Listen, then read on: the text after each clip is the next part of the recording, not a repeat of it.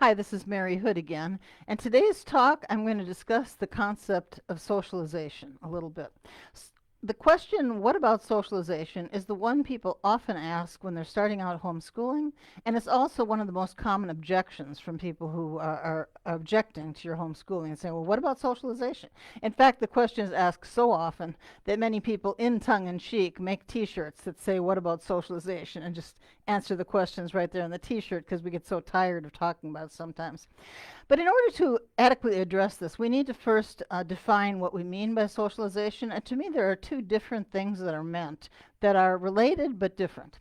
The first thing is the socialization is the way a person internalizes and learns about the norms and the mores of their society. In other words, the way things work in their own society. And also the way and the place and the situations in which they learn about people who are different than them, possibly have different cultures, different age groups, younger, older, different religious systems, all that sort of thing. That's what a lot of people mean by socialization.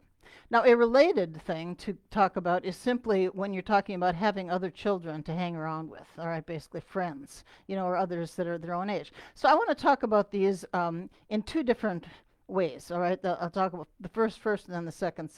What a concept! And also, I want to mention right at the beginning, in case anybody doesn't make it to the end, that if you want to actually read some research, you can go to www.nheri.org. That's the National Home Education Research Institute, led by Dr. Brian Ray, where there's a lot of actual academic research studies, all sorts of things. You could spend all day long looking over their website if that's what you wanted to do, but there's plenty of research on this subject that indicates that socialization really is not that big of an issue like everybody thinks it is. But let's go back to the first type, the type where you're learning about the way society works and learning to deal with and interface with people, different ages, different religious beliefs, and all that sort of thing. Now, in some ways, I genuinely believe that homeschooling is a better way to deal with this idea of socialization. One of the main reasons is because most public school kids and private school kids too, for that matter, basically spend almost all their time with people who are exactly their same age, just differing by about 6 months on either side. I know that was my situation growing up all the way up. I find that most homeschooled kids have at least a good bit of knowledge and ability to interact with people who are older than them and people who are younger than them. If you take any group of public school versus homeschool students, it's very, very common to find that the public school kids are almost tongue-tied or just don't want to interface with elderly people, for one thing. And obviously, there are always exceptions. There's those public school kids who do fantastic with elderly or with babies, often because they have those people around them at home. But many times, public school kids they're just used to hanging around with just their own age group and actually struggle a little bit with other ages. Whereas homeschool kids are usually used to that because, and again, it's a little weird right now with this whole everybody's supposed to be quarantining and everything right now during this quote pandemic. But normally you don't spend your whole day at home. You spend it in the community, and so you interface with lots of people of different ages and so forth. Now then there's the issue of different cultures, different religious beliefs or so forth. And I'm the first to admit that you'd probably get more of that in a public school than you would in a homeschool setting. But to me, the issue is not so much are you hanging around with people that have those different belief systems, but are you learning to develop a respect for them? Are you learning something about their cultures and so forth without negating your own? You know, um, and you can do that in a homeschool setting, but you have to work at it a little bit. So I would suggest now when I work with teenagers and so forth, middle school is a really good time to have this sort of to learn about different cultures, different religions, different belief systems, and so forth. But you can start working from a very early age about developing respect for people. To me, that's one of the biggest things. Charlotte Mason talks a great deal about respect. If anybody doesn't know who I'm talking about, I recommend reading the book For the Children's Sake by Susan Schaefer Macaulay, who is, by the way, Schaefer's, no, I can't think of his first name, but the Schaefer, Francis Schaefer, who worked in L'Abri in Switzerland, if you know who he is. That's his daughter. It's a really good book introducing the ideas of Charlotte Mason. And one of her biggest things was respect for people. And you start that by demonstrating respect for your children when they're little. you know, uh, understanding they're little people, who deserve respect themselves. And if given respect, then to help them learn to respect others. And of course, we're seeing a lot of situations in our society right now where people have not learned to respect each other, and that leads to all kinds of bad things. So yes, there is a potential for homeschooling to have a more confined group of individuals that you're dealing with all day long, especially if you're religious homeschoolers who are hanging around primarily with other people who believe exactly the same as you do. But again, this is really all about learning respect. And of course, we can try to build in those experiences with others, if at all possible. But no matter what, the idea of respecting them, and so much of that is just how you talk about things with your own children. Are you disrespectful? I'll tell you, it's a really good example of that. John Stewart, who, if you look at his ideas one at a time, I probably disagree with everything the man has to say. But I enjoyed listening to him and watching him because he just oozed respect for his guests. The guests could come on completely saying the exact opposite thing of what John Stewart believed, and John Stewart would respect him. And if the audience started, booing or something, John would stop them. All right. So he's a really good example of somebody who's demonstrating respect for people's ideas, and that leads someone like me who maybe doesn't agree with him to be much more interested and willing to watch him and listen and possibly learn something. All right. So this idea of cultivating and learning about respect for other cultures is incredibly important. All right. Now I will say this: as adults, we don't hang around with just anybody, do we? We still basically hang around with people who are at least reasonably close to the belief systems that we have. All right. And when you're talking about very little children, the idea of plunging them into a situation where there's a vast variety of people that believe something different than you do, that may be, in my opinion, again, too early. People accuse me sometimes of wanting to shelter children, and I agree. I believe in sheltering young children. I do. But I also believe in gradually exposing them to the world around them, and that especially as they become teenagers. You don't want to keep people in a little bubble and then suddenly at the age of 18 thrust them out in the larger society. So yes, I do believe in this idea of building respect for other cultures, but I feel that can be done very adequately in a homeschool setting. Now, the other aspect of this is the idea of having friends and being with people who are roughly your own age. I believe strongly that everybody needs a few friends, whether it's a 3-year-old or an 83-year-old. Everybody needs a few friends. I don't think you need 30 people that are exactly your age to be your friends. I certainly don't think, some of these high school youth groups wind up being 60, 90 people, all their own age. In fact, in some cases, especially at the teenage years, I think that can be a detrimental thing, unless there's really good leadership and they have productive things to do, not just hang around having all-nighters at Six Flags or something like that. All right, but you need a few friends.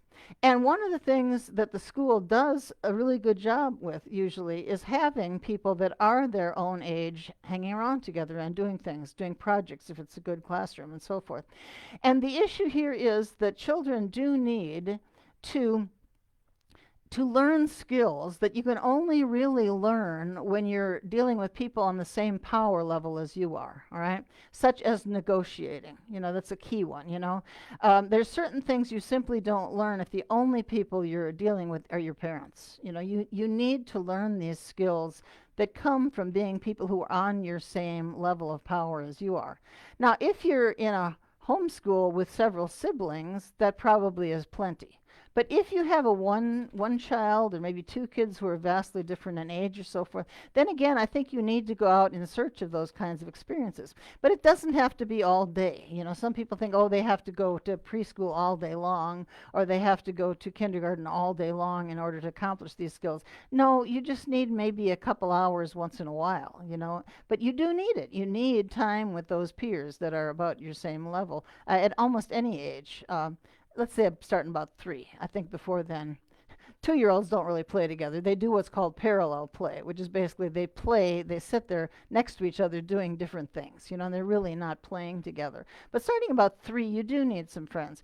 Now, here's the thing. In today's homeschool movement, there are so many options for what you would call socialization experiences, activities outside of the house. We always had some. When my kids were little, we had dance classes and theater groups and community sports programs, 4-H and scouting programs and all sorts of things. We've always had those opportunities.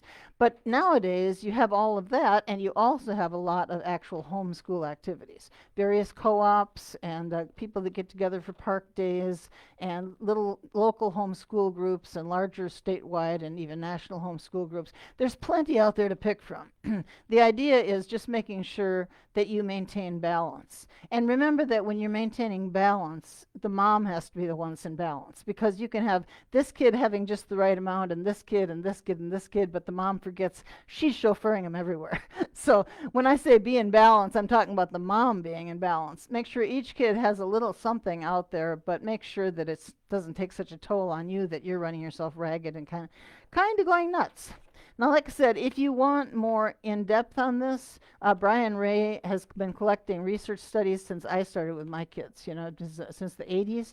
And there's so much out there if you're interested in looking at it. There's also the book, and that again was the National Home Education Research Institute, NHERI.org. Now, their website is rather dense. You're going to have to go around and poke around and really have a half an hour or more to look at in order to find anything. But there's a lot of stuff there, all right?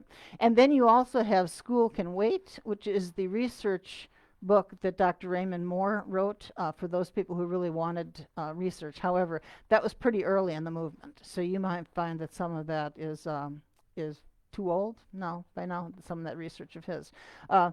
The book called Better Late Than Early was the book that he wrote for parents, and that's still a good book. I really appreciate that book. But School Can Wait was the more academic one that he wrote for other researchers and other educators who wanted to look things over. So at any rate, I hope this will not be a reason that you don't homeschool, but as anything, if you choose to homeschool, you do need to look at the needs of your individual kids. One of my daughters was a very social child, all right? She needed a lot of other things outside. We did a lot of community theater. Back then there was not much in the way of homeschool groups. We did a lot of community theater. I went to the Leche League meetings with her. I met other families and took her to meet friends in those families. We got involved in the local 4-H group, and she became president of it when she was a teenager. As a teenager, she got involved in community theater and many other things. All right. Some other of my kids, a couple of boys, were not really that social and didn't need nearly as much, but they still needed something again.